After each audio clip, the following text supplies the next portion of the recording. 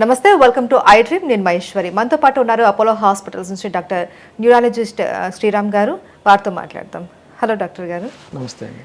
Doctor గారు, చాలా మందిలో చెయ్యి వణుకుతూ ఉంటుంది. కొన్ని థింగ్స్ వాళ్ళు పట్టుకొని కూడా పట్టుకోలేరు, డ్రాప్ అయిపోతూ ఉంటాయి. సో దాన్ని ఏమనుకోవాలి? దాని డిసీజ్ ఏంటి? ఈ చెయ్యి వణకడాన్ని అంటే టెక్నికల్ భాషలో ట్రెమర్ అని అంటాము. అది సో దాంట్లో వివిధ రకాలు ఉంటాయండి. ఒకటి ఏంటంటే మనము ఏదన్నా వస్తువు పట్టుకుంటే కానీ, లేకపోతే కొంతమందికి మనం చూస్తాము ఒక గ్లాస్ పట్టుకుంటే, లేకపోతే సర్వ్ చేసేటప్పుడు చేతులు వణకడము, లేకపోతే వాటర్ తాగుతుంటే వణికి వాటర్ అంతా స్ప్లిల్ చేసుకోవడము. అది సో దీన్ని ఏంటంటే పోస్చరల్ ట్రెమర్ అంటాం. అంటే ఒక పొజిషన్లో ఏదన్నా మనం ఆబ్జెక్ట్ హోల్డ్ చేస్తే అప్పుడు మన చేతులు వణకడం అనేది జరుగుతుందండి. సో ఈ పోస్చరల్ ట్రెమర్స్ అనేవి కొన్ని కారణాలు. దాంట్లో మోస్ట్ ఇంపార్టెంట్ కారణం మనం గుర్తించాల్సింది ఏంటి అంటే ఎసెన్షియల్ ట్రెమర్ అంటాం. ఎసెన్షియల్ ట్రెమర్ అంటే ఏంటంటే ఇది కొన్ని వంశపారంపర్య కారణాల వల్ల వచ్చేది. దీంట్లో అది యూజువల్గా మిడిల్ ఏజ్, యంగ్ ఏజ్ నుంచి కూడా స్టార్ట్ అవ్వచ్చు, డిపెండింగ్ ఆన్ ద ఫ్యామిలీ అండి. అంటే ముందు జనరేషన్లో ఎవరికన్నా ఉంది యంగ్ ఏజ్లో అంటే మనకు కూడా యంగ్ ఏజ్లో ఫర్దర్ జనరేషన్స్కి వచ్చేటు ఉంటుంది, లేకపోతే ఎల్డర్లీలో కూడా చూస్తాం. ఈ ఎసెన్షియల్ ట్రెమర్స్లో ఏమవుతుందంటే ఏదైనా వస్తువు పట్టుకుంటే చేతులు వణకడము, వాళ్ళకి మనము గొంతు వణకడం కూడా చూస్తాం. అంటే మాట్లాడుతుంటే వాయిస్ వణుకుతూ ఉంటుంది అది. అండ్ ఇది చాలా స్లోగా నెమ్మదిగా ప్రోగ్రెస్ అయ్యే ప్రాబ్లము. దీన్ని మందులతో వాళ్ళ క్వాలిటీ ఆఫ్ లైఫ్ చాలా బాగా ఇంప్రూవ్ చేయొచ్చు. బీటా బ్లాకర్స్ కానీ ప్రిమిడోన్ కానీ మందులు ఉంటాయి. అవి డాక్టర్ చూపించుకొని అది ఎసెన్షియల్ ట్రెమర్ అని డయాగ్నోస్ అయితే దాని ద్వారా వాళ్ళు ఆ మందులతో వాళ్ళకి కంట్రోల్ ఉంటుందండి. ఈ రెస్ట్ వల్ల అంటే ఏమీ చేయకుండా ఉత్తిగా కూర్చున్నా కూడా చేతులు వణుకుతున్నాయి, స్లోగా వణుకుతున్నాయి అనుకుంటే దీంట్లో మోస్ట్ ఇంపార్టెంట్ కారణం ఒకటి మనం రూల్ అవుట్ చేయాల్సింది పార్కిన్సన్స్ డిసీజ్ అండి. పార్కిన్సన్స్ డిసీజ్ అనేది మన మెదడులో బేసల్ గ్యాంగ్లియా అని ఒక ఏరియా ఉంటుంది. దాంట్లో ఈ మూమెంట్ని రెగ్యులేట్ చేసే నరాలు ఉంటాయండి. ఓకే, అవి డోపమిన్ అనే ఒక కెమికల్ని వదులుతాయి. ఆ కెమికల్ యొక్క సంబంధించిన నరాలు తగ్గిపోవడం వల్ల, అంటే కుసించిపోవడం వల్ల వచ్చే రోగం పార్కిన్సన్స్. దీని మెయిన్ లక్షణం ఏంటి అంటే ఒకటి చేతులు వణకడం. అది యూజువల్గా ఏంటంటే ఎసెన్షియల్ ట్రెమర్ రెండు చేతుల్ని ఆల్మోస్ట్ ఈక్వల్గా ఎఫెక్ట్ చేస్తుంది. కానీ పార్కిన్సన్స్లో ఏంటంటే యూజువల్గా ఒకవైపు నుంచి మొదలవుతుంది. ఎడం చేయి కానీ కుడి చేయి కానీ, ఎడం కాలు కానీ కుడి కాలు కానీ మొదలవ్వచ్చు వణకడము. మెల్లగా మనిషి స్లో అయిపోతారు. ఓకే, బ్రాడీకైనేసి అంటాం. అంటే ఇంతకుముందు ఇక్కడి నుంచి అక్కడికి 2 నిమిషాల్లో నడిచేవాళ్ళు ఇప్పుడు 5 నిమిషాలు తీసుకుంటున్నాడు వితౌట్ ఎనీ రీజన్. దాని తర్వాత బాడీ టైట్గా అయిపోవడము, కొద్దిగా వంగి నడవడం, ఇవి పార్కిన్సన్స్ లక్షణాలు అండి. సో పార్కిన్సన్స్ అండ్ పార్కిన్సన్స్ ట్రెమర్ని ట్రీట్ చేయడానికి మనకి చాలా మందులు అవైలబుల్గా ఉన్నాయి.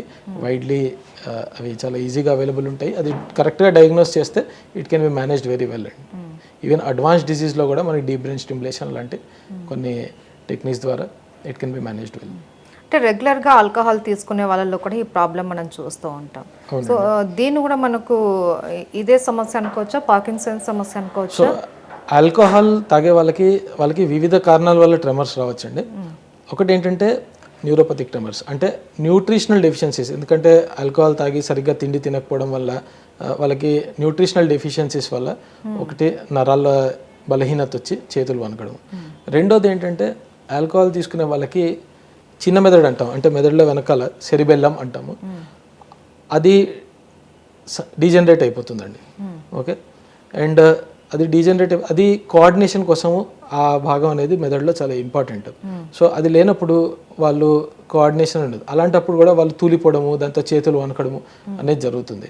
సో ఆల్కహాలిక్స్లో కూడా ట్రెమర్స్ అనేవి మనం చూస్తాము, కానీ రకరకాల కారణాలు ఉంటాయి.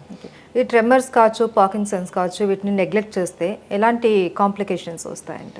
అంటే మోస్ట్ ఇంపార్టెంట్ ఏంటంటే అండి, పార్కిన్సన్స్ అయితే వాళ్ళ క్వాలిటీ ఆఫ్ లైఫ్ చాలా బ్యాడ్గా అయిపోతుంది. ఒక చోట కూర్చున్న వాళ్ళు లేవలేరు, టైట్గా బాడీ అయిపోయిందని చెప్పి చెయ్యి వణుకుతూ ఉంటే వాళ్ళు day to day activities carry చేసుకోలేరు. ఈ ఎసెన్షియల్ ట్రెమర్స్ అనే వాళ్ళకి మెయిన్ ప్రాబ్లం ఎక్కడ వస్తుంది అంటే, ఒకటి ట్రెమర్స్ వల్ల వాళ్ళు సపోజ్ రైటింగ్ చేద్దాం అనుకుంటారు, రైటింగ్ చేస్తుంటే చేతులు వణుకుతాయి. సపోజ్ వాళ్ళు ఒక సర్కిల్ గీద్దాం అనుకుంటే ఆ సర్కిల్ రాదు, అదేదో వేవీ లైన్ గీసినట్టు అనిపిస్తుంది అది. అండ్ మోర్ ఇంపార్టెంట్లీ వాళ్ళకి ఎస్పెషల్లీ కొద్దిగా మిడిల్ ఏజ్ వాళ్ళు సోషల్ ఎంబారిస్మెంట్ ఒకటి వాళ్ళకి చాలా ఉంటుంది. ఎక్కడికైనా వెళ్తే ఒక కప్పు కాఫీ పట్టుకుంటే చేతులు వణుకుతున్నాయి అని చెప్పి. సో ఇవి అవాయిడ్ చేయాలి అంటే డెఫినెట్లీ ట్రీట్మెంట్ తీసుకుంటే most of the problem can be avoided. ఇది ఎక్కువగా ఎవరికి వచ్చే అవకాశం ఉంటుంది డాక్టర్ గారు? పార్కిన్సన్స్ అనేది మనము మోస్ట్ కామన్లీ అది పెద్దవాళ్ళకండి 50 ఏళ్ళ కంటే ఎక్కువ వయసు ఉన్న వాళ్ళలోనే చూస్తాము. బట్ యంగ్ ఆన్సెట్ అంటే వైఓపిడి, యంగ్ ఆన్సెట్ పార్కిన్సన్స్ డిజీజ్ అని ఉంటుంది. అది చిన్న వాళ్ళల్లో వస్తుంది. ఈ చిన్న వాళ్ళల్లో వచ్చే పార్కిన్సన్స్ మళ్ళీ 2 రకాలండి. అంటే ఒకటి జెనెటిక్ కారణాల వల్ల, అంటే వాళ్ళలో జీన్ మ్యూటేషన్ దానివల్ల కూడా వస్తాయి. అండ్ పెద్దవాళ్ళలో వచ్చేదానికి ప్రత్యేక కారణం అంటూ వాళ్ళకి ఉండదు. అది ఇట్స్ డీజనరేటివ్ డిజీజ్, వయసుతో పాటు వచ్చే ప్రాబ్లం అనుకో. సో నరాలకు సంబంధించి వచ్చే ఇబ్బందుల్లో ఇది కూడా ఒక ప్రాబ్లం అనుకోవచ్చా? అవునండి. పార్కిన్సన్స్ అనేది మెదడులో బేసల్ గ్యాంగ్లియన్ అనే ఏరియాలో ఏదైతే డ్యామేజ్ జరుగుతుందో దానివల్ల వచ్చే problem. Right, thank you so much doctor. Okay.